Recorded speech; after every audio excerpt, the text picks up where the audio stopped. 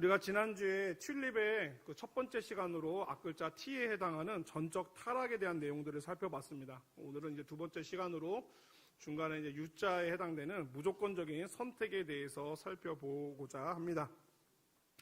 지난주 내용 혹시 기억이 나십니까? 지난주 내용은 우리의 전적인 타락에 대한 내용인데요.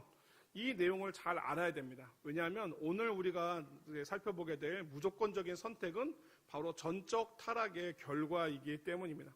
그래서 전적 타락의 내용을 인정하고 받아들이는 사람은 무조건적인 선택이 왜 일어나야 되는지 우리는 이것도 여전히 인정하고 또한 받아들이게 됩니다. 오늘 말씀을 통해서 하나님께서 우리를 왜 무조건적으로 선택하셨는지, 그리고 그 선택을 받은 우리는 어떻게 살아야 하는지를 오늘 말씀을 통해 깨닫고 하나님 은혜에 더 감사하며 살아가는 저와 여러분이 될 수 있기를 주님의 이름으로 축원합니다. 우리가 먼저 지난주에 나왔던 내용을 잠깐 같이 한번 복기해 보도록 하겠습니다. 전적 타락이 무엇인가? 하나님께서 우리를 하나님의 형상으로 창조를 하셨는데 그 말은 영이신 하나님과 교제할 수 있는 존재로 지었다는 것입니다. 그러니까 하나님과의 교제를 위해서 우리를 하나님의 형상으로 지으셨는데 인간의 죄로 인하여서 이 하나님의 형상이 완전히 망가졌습니다. 그러다 보니까 타락 전에는 하나님을 알고 하나님을 찾고 하나님을 기뻐하신 일을 즐거워하던 사람이 이제는 망가진 그 하나님의 형상 때문에 하나님을 알지도 못하고 찾지도 않고 하나님을 기쁘시게 하는 일이 아니라 하나님 화나게 하는 죄를 짓는 그런 상태에 있게 되었습니다. 이것을 전적 타락이라고 하고요. 이것을 우리의 영이 영적으로 완전히 죽은 사망 상태라고 말을 합니다. 에베소서 2장 1절 말씀, 그는 허물과 죄로 죽었던 너희를 살리셨도다 말씀합니다. 우리의 상태를 뭐라고 말하는가? 허물과 죄로 죽은 자라고 말을 합니다. 우리 아직 안 죽었지 않습니까? 우리는 이렇게 살아있습니다. 그러니까 허물과 죄로 죽을이라고 미래형으로 써야 맞을 것 같은데 성경은 허물과 죄로 죽었던 이라고 과거형으로 쓰고 있습니다. 이것은 우리가 이미 영적으로 죽은 존재임을 강조하는 표현입니다. 오늘 우리가 읽은 본문 5절 말씀에서도 허물로 죽은 우리라고 해서 죽을이 아닌 죽은 우리라고 해서 우리가 이미 죄로 인해 사망하게 되었음을 말합니다.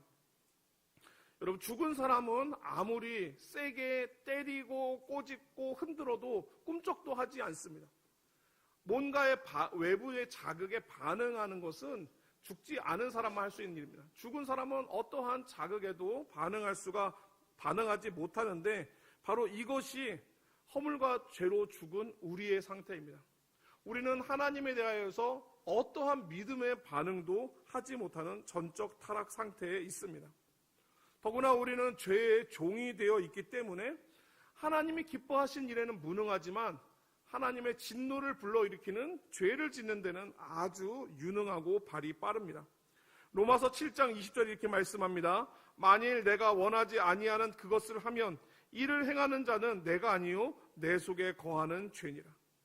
이게 무슨 말입니까? 내가 원하지 않더라도 죄가 나의 주인이 되어 있기 때문에 죄가 나의 자유의지를 움직여서 자꾸 하나님이 미워하시는 죄를 짓도록 만든다는 것입니다. 이처럼 죄는 인간의 주인이 되어 하나님이 기뻐하시는 일은 하지 못하게 하고 하나님이 미워하시는 죄를 짓도록 만듭니다. 그러다 보니까 전적으로 타락한 사람에게는 하나님이 사랑할 만한 모습도 없고 우리를 구원할 만한 모습도 전혀 없습니다. 따라서 구원은 인간으로부터 출발할 수 없습니다. 구원은 반드시 하나님으로부터 시작되어야지만 가능합니다. 다시 말하자면 구원은 인간이 계획할 수도 없고 주도할 수도 없습니다. 오직 하나님만이 우리의 구원을 계획하실 수 있고 주도하실 수 있습니다. 그리고 하나님이 계획하시고 주도하셔야지만 이루어지는 것입니다. 그래서 하나님께서는 인간을 구원하기로 영원전부터 계획하셨습니다. 그리고 그 계획에 따라서 하나님이 구원을 주도하기로 작정하셨습니다. 이때 하나님이 구원의 방법으로 정하신 것이 무엇인가? 바로 무조건적인 선택입니다. 우리가 2주 전에 봤던 내용을 잠깐 한번 살펴보도록 하겠습니다. 무조건적인 선택 화면 잠깐 보여주시기 바랍니다. 기억나시는지 모르겠습니다. 무조건적인 선택은 타락한 인간은 하나님을 스스로 알지도 찾지도 못하는 상태에 있어서 그래서 하나님이 사람을 선택하여 구원한다는 그런 믿음입니다. 선택의 근거는 무엇인가? 그것은 어떠한 선도 행할 수 없는 타락한 인간에게 있는 것이 아니라 오직 선하신 하나님의 긍휼과 은혜에 있다고 말하는 것이고, 또한 구원받을 아무 이유가 없지만 하나님께서 우리를 사랑하시고 긍휼을 여기셔서 무조건적으로 선택하셨다라고 하는 내용입니다. 이것이 이제 우리가 개혁주의에서 말하고 있는 전적 타락 이후에 하나님의 우리를 구원하시는 방법인 무조건적인 선택인데, 이제 궁금한 게 이겁니다. 하나님은 왜 하필 무조건적인 선택이라는 방법으로 우리를 구원하기로 하셨을까? 두 가지 이유가 있습니다. 첫 번째는 하나님이 구원에 조건을 붙이며 구원받을 사람이 아무도 없기 때문입니다. 두 번째는 조건이 아니라 오직 은혜로 구원해 주심으로 하나님이 그 은혜를 찬송받기 원하셨기 때문입니다. 먼저 첫 번째, 하나님이 구원의 조건을 붙이면 누구도 구원받을 수 없다는 것을 한번 살펴보도록 하겠습니다. 만약에 하나님께서 어떠한 기준을 제시하고 너희가 이 기준에 맞춰 합당한 행동을 하면 내가 구원해 줄게, 이 기준을 달성을 하면 구원시켜 줄게 라고 했다고 가정해 보겠습니다. 자, 그렇다면 하나님이 어떠한 기준을 제시하실까요? 하나님 우리에게 구원의 기준으로 무엇을 제시하실 것 같습니까? 하나님은 완전하신 분이시기 때문에 우리에게 완전한 삶을 요구하실 것입니다.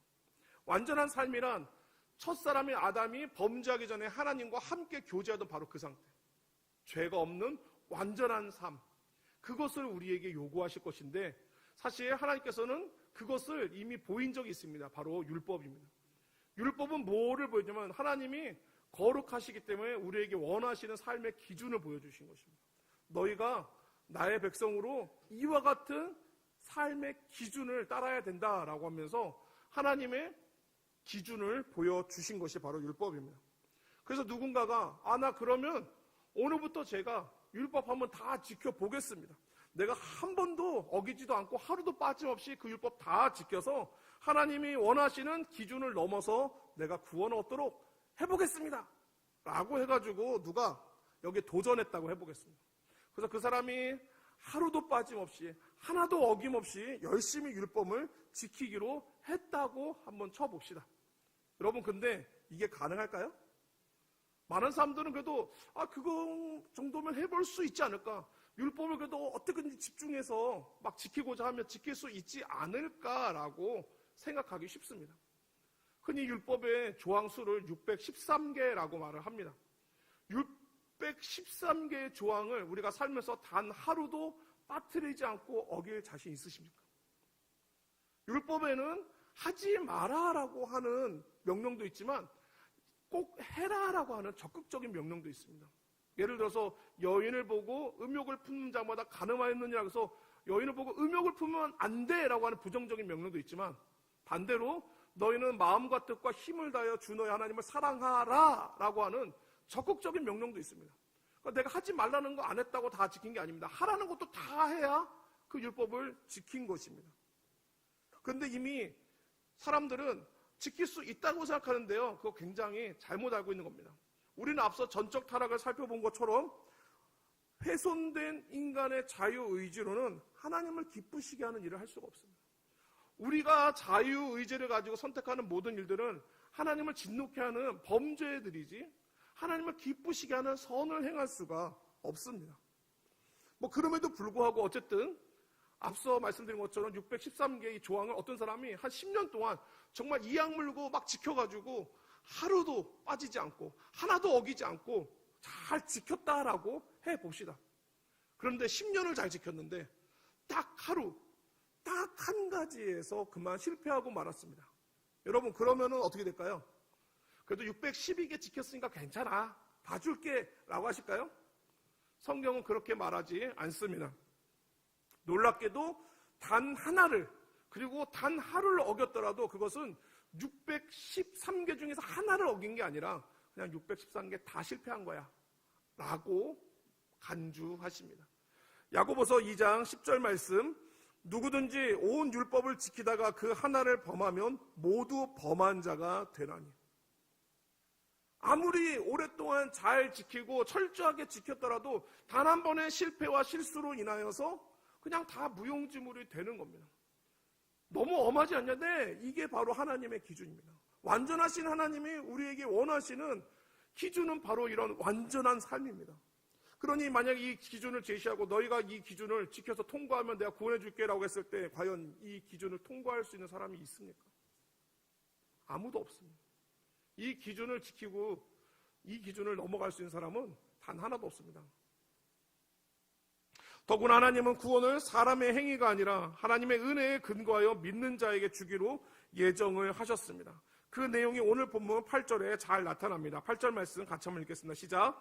너희는 그 은혜에 의하여 믿음으로 말미암아 구원을 받았으니 이것은 너희에게서 난 것이 아니요 하나님의 선물이라. 아멘. 우리로서는 하나님이 조건을 제시하시더라도 그것을 지킬 수 있는 능력이 없는 걸 잘 알기 때문에 하나님께서는 우리의 행위를 조건으로 걸어서 이것을 지키면 구원해 줄게 라고 하지 않으셨습니다. 아예 그런 절차를 전부 무시하고 오직 하나님이 자신의 기쁘신 뜻에 근거하여서 은혜로 무조건적인 선택으로 구원하기로 하셨습니다. 그러므로 구원의 출발은 어디일까요? 바로 하나님의 은혜입니다. 우리로부터 구원이 출발한 게 아닙니다. 많은 사람들이 믿음으로 구원을 얻는다라고 하니까 우리가 믿어서 구원이 시작된 거 아니야? 라고 생각하기 쉬운데요. 여러분, 믿음은 우리 구원의 출발이 될 수가 없습니다. 왜냐하면 앞서 말씀드린 것처럼 전적으로 타락했기 때문에 우리로부터는 구원의 계획과 또한 주도하는 능력이 없습니다. 우리로부터는 구원이 출발할 수 없기 때문에 구원의 출발은 오직 하나님으로부터 시작되어야 합니다. 우리는 본래 죄의 종으로서 영원한 심판이 예정되었는데 그런데 긍휼이 풍성하신 하나님께서 그런 우리를 불쌍히 여기셔서 구원하기로 하셨습니다. 이때 하나님이 우리를 구원하시기로 한 그 이유가 뭔가? 바로 하나님의 사랑입니다. 그게 이유입니다. 다른 거 없습니다. 우리가 착해서요? 아니요. 우리가 나중에 믿음 생활 잘할 줄 알고요? 아니요. 그런 것도 없습니다. 하나님은 우리의 것에서 어떤 이유도 찾지 않았습니다. 하나님이 찾으신 유일한 이유는 내가 너희를 사랑해서입니다. 4절 말씀 같이 한번 읽겠습니다. 시작. 긍휼이 풍성하신 하나님이 우리를 사랑하신 그 큰 사랑을 인하여, 그 큰 사랑으로 인하여, 그 큰 사랑 때문에 우리를 구원하기로 예정하셨다고 말씀합니다. 우리는 하나님을 배반하고 거역하며 죄 가운데서 하나님을 기뻐하실 만한 모습이 전혀 없고 전혀 하나님을 기쁘시게 하지도 않는 하나님의 진노를 불러끼는 행위만 하고 살아가는데 그런 우리를 하나님께서 포기하지 않고 우리를 향하여 아무 조건 없는 무조건적인 사랑을 베풀어 주심으로써 우리가 구원받을 수 있던 것입니다. 그런데 우리를 구원하실 때도 행위를 조건으로 만약에 내걸면 아무도 구원받지를 못하니 행위가 아닌 믿음으로 구원받도록 하셨습니다. 그러다 보니까 우리는 그래 믿음으로 구원받잖아. 내가 믿어서 구원받는 거잖아 라고 생각하기 쉬운데 그 믿음으로 구원받도록 정하신 것이 바로 하나님의 은혜라니까요. 하나님이 믿음으로 구원받는 게 아니라 조건을 지켜야 구원해 줄게라고 하셨으면 우리는 아무도 구원받을 수가 없는 것입니다. 그러나 누구든지 구원받을 수 있도록 믿는 자에게 믿는 방법을 통해서 구원하기로 정하셨기 때문에 이것이 바로 하나님의 은혜입니다. 우리는 이 구원을 받기 위하여 우리가 지불한 것은 아무도 없습니다. 오직 은혜로 받는 것이기 때문에 이것을 우리가 8절에서 읽은 것처럼 선물이라 부릅니다. 구원의 출발이 우리가 아니라 하나님으로부터 시작됐던 것은 우리가 8절 말씀을 영어로 보게 되면 더 분명하고 선명하게 이해할 수가 있습니다. 제가 자꾸 영어 쓰고 그러는 거 모르고 잘난 척하려고 하는 게 아니라 저 되게 부끄러워합니다. 근데 좀 더 명확한 이해를 위해서 그냥 쓰는 거니까 발음 참 구리다 뭐 이런 얘기 하지 마시고요. 그냥 봐주십시오. 네, 화면 좀 띄워주세요. 네, 우리 한글 성경 8절에 그 은혜에 의하여 라고 하는 부분을 영어 성경만 by grace라고 되어 있고 그 다음에 믿음으로 말미암아 라는 부분은 through faith라고 되어 있습니다. 여기서 이 by라고 하는 말은 인하여인데 이것은 근원을 말하고 어디로부터라는 출발을 말해줍니다. 반면에 이 through라는 것은 통로를 말합니다. 그러니까 어디로부터 말미암아라고 한 표현들은 다 무엇을 통해서라는 의미가 되는데 이걸 결합해 보겠습니다. 그럼 구원은 어디서부터 출발했습니까? 하나님의 은혜로부터 출발해서 믿음을 통해 우리에게 온 것입니다. 여러분, 이것을 좀 더 쉽게 이해하기 위해서 수돗물을 한번 생각해 보도록 하겠습니다. 여러분, 아침에 오늘 나오실 때 세수할 때 수도꼭지 틀으셨죠? 거기서 막 수돗물 나오지 않습니까? 근데 원래 이 수돗물은 어디서 온 겁니까? 상수원에서 온 것입니다. 어떤 사람들이 수도꼭지에서 물 나온다고 수도꼭지만 떼서 들고 다니는 거 본 적 있습니까? 여기 물 나오던데 하면서 수도꼭지에 돌리는 사람 본 적 있습니까? 아무도 그렇게 생각하지 않을 것입니다. 상수원을 거치지 않고 수도꼭지나 수도관만 들고 다녀서는 물을 얻을 수가 없습니다. 이 수도꼭지나 수도관에서 물이 나오긴 하지만 그것은 상수원에 대고 있어야지만 거기서부터 물이 흘러나와 우리가 쓸 수 있는 것입니다. 구원도 마찬가지입니다. 우리의 구원도 시작은 하나님입니다. 하나님이 우리를 불쌍히 여겨 구원하시기로, 무조건적인 선택으로 구원하기로 하나님이 예정하셨기 때문에 우리에게 믿음으로 얻는 구원을 주신 것이지 우리가 믿어서 구원을 얻은 것이 아니란 말입니다. 구원의 출발은 하나님입니다.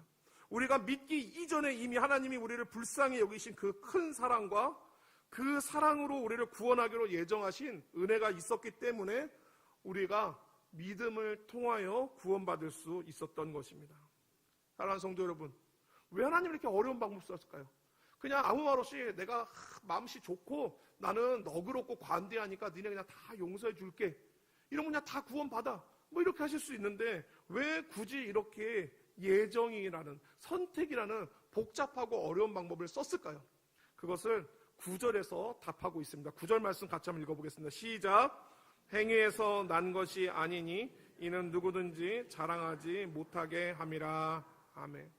만약 하나님께서 이러한 것이 없이 그냥 모두에게 주시든지, 또는 어떠한 하나님께서 만약에 모든 사람에게 구원을 베풀어 주시다면 우리가 이 구원을 하나님께로부터 받았다는 사실도 망각할 것이고, 만약에 반대로 어떤 조건을 제시해서 이 조건을 지키면 내가 구원해 줄게 라고 했다면 사람은 그렇게 구원을 해주기로 방법을 제시하신 것이 하나님의 은혜라는 것은 생각도 못하고 그저 자기가 내민 조건을 잘 지켜서 구원을 받은 것이라고, 얻어낸 것이라고 그렇게 생각을 할 것입니다.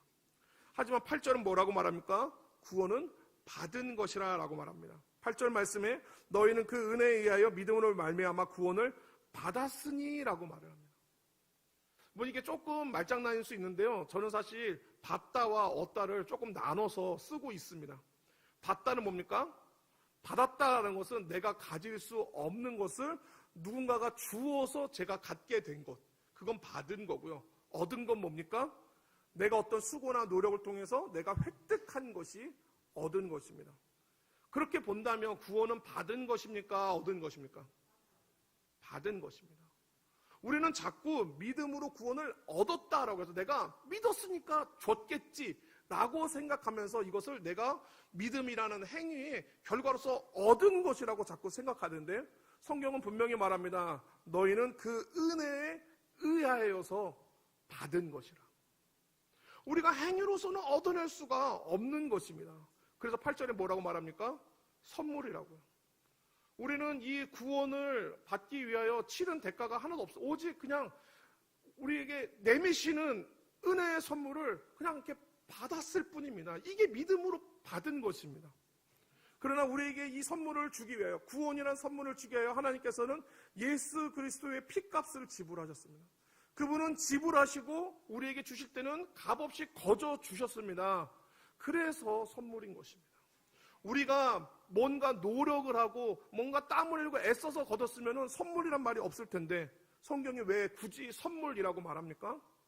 우리가 이것을 얻는데 아무것도 한 것이 없고 오직 하나님의 일방적이고 무조건적인 은혜로 우리 가운데 우리를 선택하여 주심으로 받았으니 이것을 선물이라 하고 너희가 구원을 받았다라고 말씀하는 것입니다.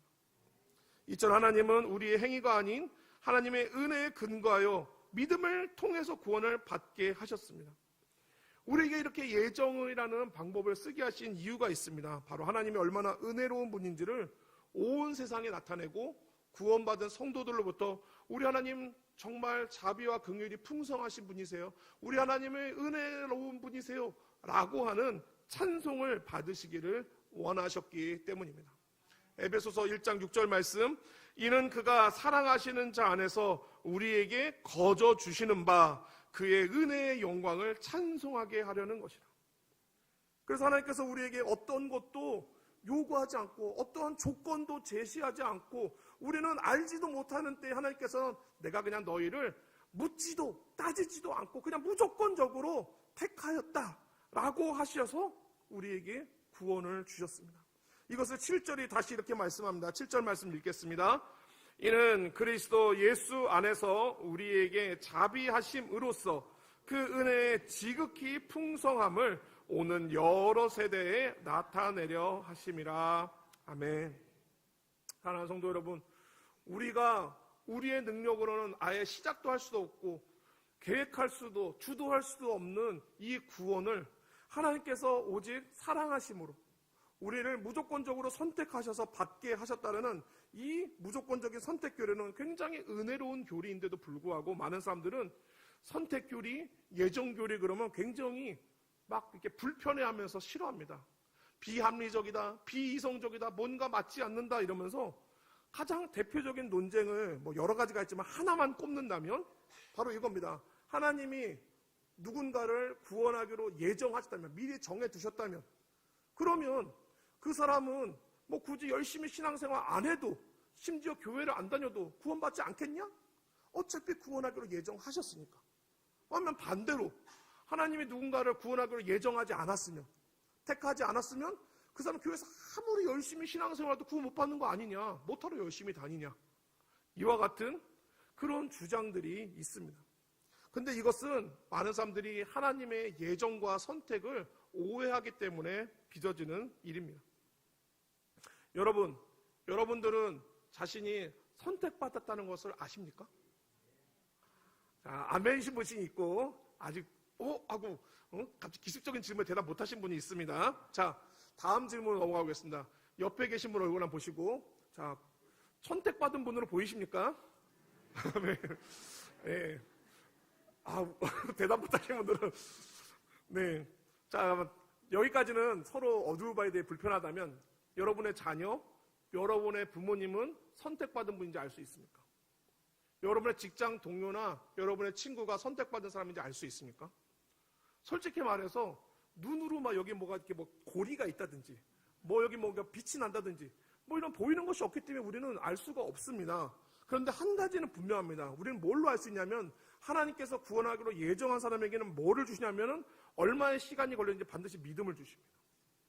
어렸을 때 받든지 나중에 나이가 들어서 받든지 하나님께서 반드시 예정한 사람에게는 믿음을 주셔서 예수님을 믿고 구원받게 하십니다. 그러므로 지금은 누군가를 봤을 때 이 사람 하나님의 예정 가운데 있는 사람 같지 않은데? 라고 보이는 사람이 나중에 시간이 지나고 보면은 저 사람이 어떻게 예수님 믿고 구원받았지? 저 사람도 예정 가운데 있던 사람이었네? 라고 놀랄 일들이 있습니다. 여러분, 우리가 잘 아는 바울 있지 않습니까? 그 사람만 생각해 보십시오. 그 사람이 정말 하나님의 예정 가운데 있던 사람이라고 생각이 되십니까? 믿음 있는 사람들 괴롭히고 교회를 박해하면서 핍박하던 그 사람이 어딜 봐서 예정된 사람으로 보입니까? 화인 맞아서 멸망할 심령으로 보이지 않습니까? 그런데 뜻밖에도 구원과 가장 멀어 보이던 그 사람이 바로 하나님의 구원을 받았습니다. 이게 어떻게 가능한 일일까요? 다른 거 없습니다. 하나님께서 그를 구원하기로 창세전부터 예정하셨기 때문입니다.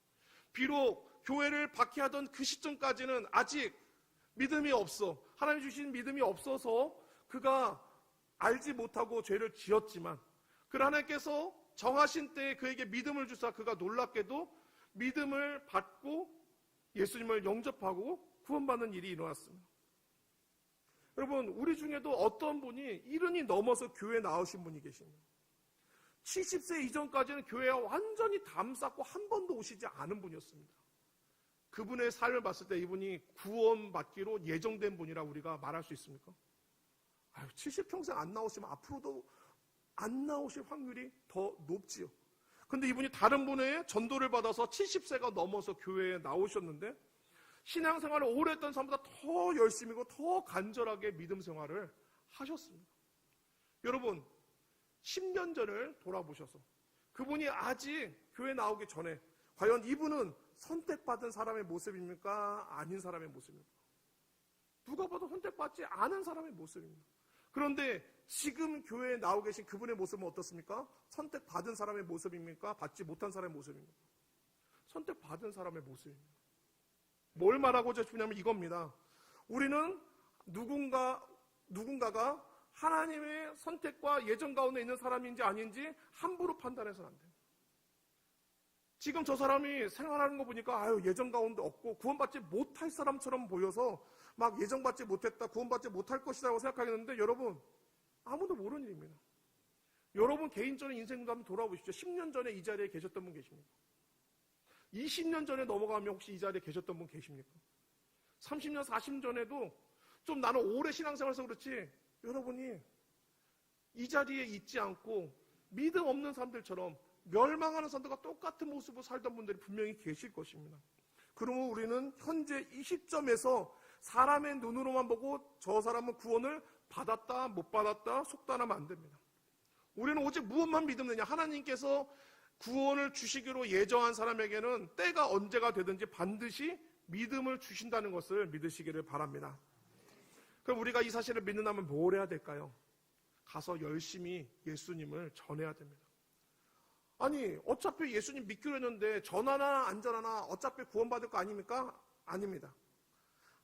하나님께서 구원이 예정된 사람에게 하시는 행동이 있는데 그건 뭐냐면 바로 부르심입니다.